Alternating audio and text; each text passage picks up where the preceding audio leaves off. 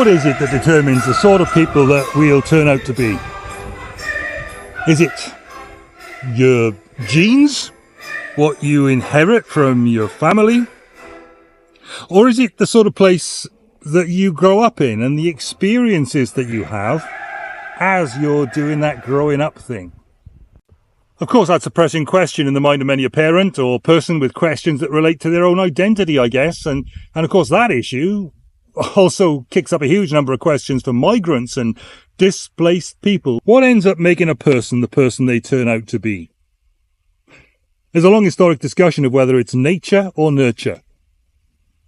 And the interesting thing to me is that if you went through the Bible, through the history of God's dealings with mankind, and you picked out the men who God has used as the outstanding pillars in the process of sorting out the mess humanity got into and bringing about redemption, you'd possibly pick out people like Noah and Abraham, Moses, David, and then a small set of others in the New Testament period around Peter, James, John, and Paul. And one of the things that encourages me most about that is that for quite a significant number of those people, either they didn't have a very good start in life, or for them, life just really wasn't a cakewalk.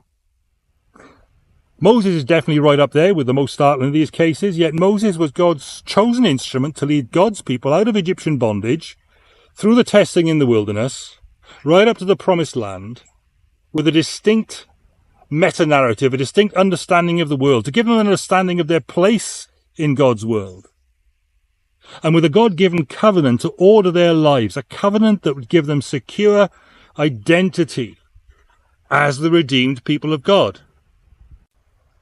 Now, Moses' life was a life of huge life transitions, involving significant changes of status, circumstances, responsibilities and environment. And in many ways, it was a proper old bramble bush tangle.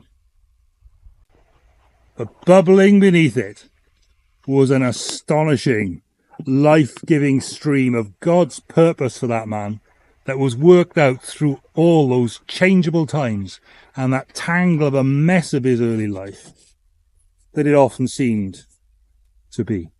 Today we're going to marvel in Exodus 2 at what God could do to bring a person through the dramatic shifts from being an abandoned baby in a basket under an oppressive government seeking to kill him, through being a prince in Egypt and a fugitive and humble shepherd in Midian, preparing him at every step of the way for the huge role that God had for him, leading God's people totally against all the perceived odds, from bondage to liberty, as the people of God.